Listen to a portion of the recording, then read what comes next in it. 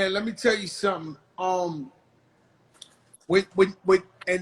you could tell me if I'm not, if I'm going somewhere we don't need to go, right? Yeah, You tell me immediately, and I stop because this ain't about the bullshit. But when your voice starts to change up, yeah. how did that happen? How did that come about? And how did you notice that this something was happening to your voice? Well, I had got shot. I had got shot in my back. So when the last time I got shot, I coded. I was under. I was like in a joint for a couple weeks, like in a coma. I was like, so when I came out of it, and I was coming to, I didn't know I had the breathing tubes and all that stuff down me. So when I came to, like, I couldn't talk. So the first thing I did, I pulled the breathing tube out of me, and it tore my joint up. And I had staples in my stomach, and I gagged, and I bust open the staples in my stomach, and I tore, you know, I Some guess shit. your larynx, and I tore some shit up in there. So when I got help, my voice never, like, I couldn't talk at all. I couldn't talk for like 2 months at all. Now, Yeah, I couldn't talk at all. I had to like, my joint had to like slowly come back, like slowly. And then used to ask the doc, like, yo, I'm gonna get my voice back.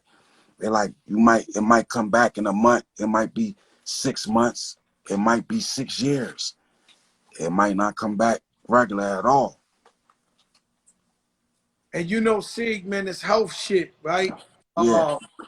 I started off the show talking about health and if you healthy, even if you broke, even if you going, you need to thank God because this health shit changed from one day to another. Oh yeah. The shit just changed, man. Man, you gotta look, man. I know firsthand, like I first felt it, I mean, I'm diabetic. So Me too. I know health is wealth. Like I'm trying to be around from my kids, and I still got babies.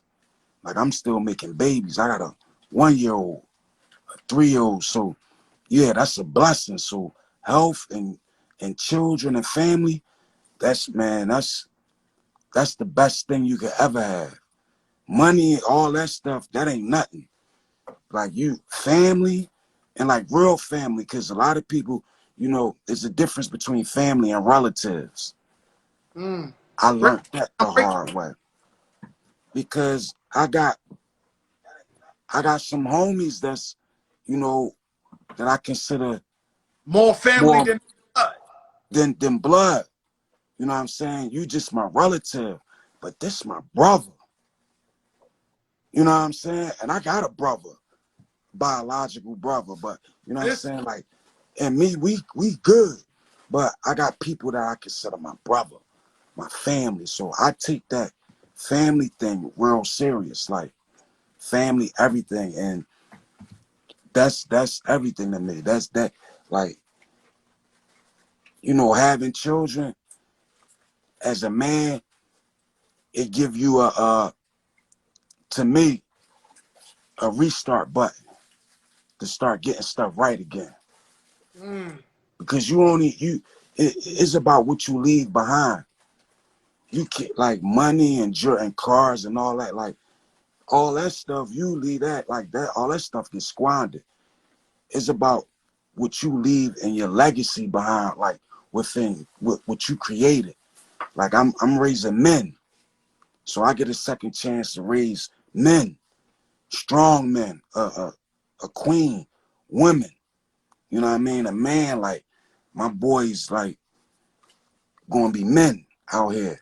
So it's about that. And you can give your kids whatever. Like I just told somebody, you can get it ain't what you give your children or what or what you do for them, is what you teach them to do for themselves. Because you can get them everything in the world, but if they don't know how to take care of it, it can get lost. So You know what I mean? I understand all the generational wealth and all that. But once you close your eyes, yo, that pen is lifted, the ink is dried, everything, you're done. You're in the ground. So you don't know what they gonna do with what you left behind. You know what I'm saying?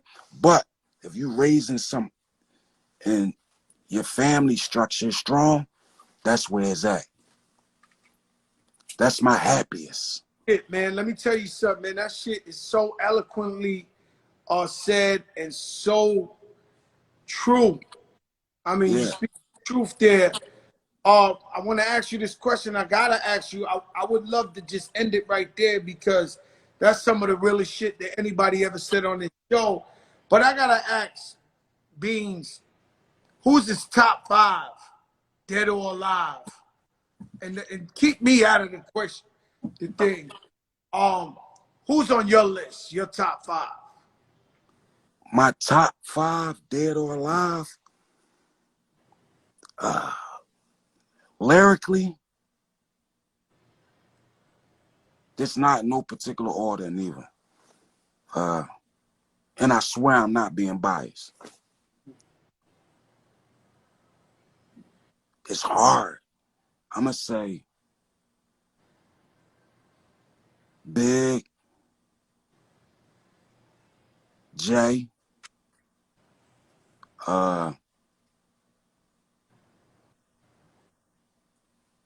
Scarface, Black Thought,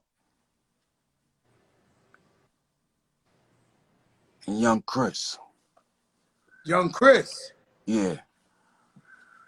He on your top 5. Yeah, he on my top 5. Is there something about Young Chris that I ain't get that you got? Everything about him. Everything. Young Chris essentials tonight. Yo, I'm listen. burying myself in his music. Listen, dude. Joe, Because name big. you will be doing a big disservice to yourself if you don't find every Young Chris verse, freestyle, or anything. You know, Before you dig in, I ask be some really of your top elite rappers how they feel about Young Chris. no. I'm telling you, I'm gonna get into that zone. That Young Chris. Say no more tonight. I'm gonna bury myself in that Young Chris. Yeah, Yeah, I'm gonna bury myself because you got, I think I'm a hip hop historian. So yeah, I know this is nice, but when you break it down like that, I feel like I'm doing a disservice to myself. Like, yeah. You really are. I think so. I'm quite sure. I'm quite sure. Beans, man, stay safe, man. We love you, man. I thank you for coming on the big show, You showing already know. love to you. You know what I'm saying? It was long overdue, my brother, and I can't wait to see you in person. Man, let's tap in, man. And I see you, Smitty, my boy on this joint. Hey, Smitty, yo, you everywhere, bro. Smitty, shout out to Smitty, man. My boy from BDM Backdoor Movement. Yo, I can't, yo, Smitty, you the outlet. I ain't even gonna call you the plug no more. You the outlet. He the outlet. Yeah, he the Shout out outlet. You make Philly, it happen. Philly out there, man. Philly is a special place for me. You know, uh, I would say is the third.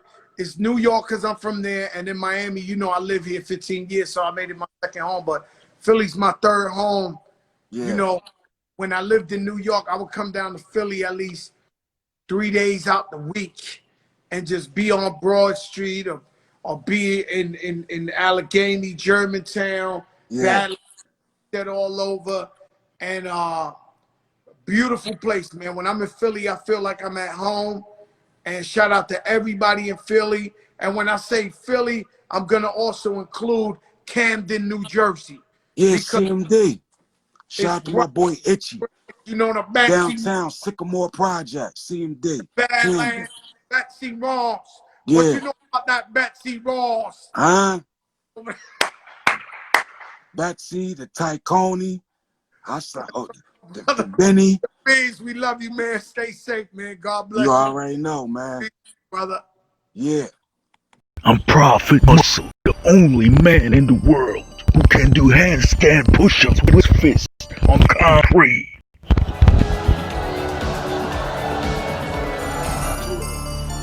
I got trained by Roger Mayweather, Crazy Temple next. I'm the son of Roger Mayweather. Roger, tell these motherfuckers subscribe to the Prophet channel. Prophet Muscle. Subscribe for more, bro.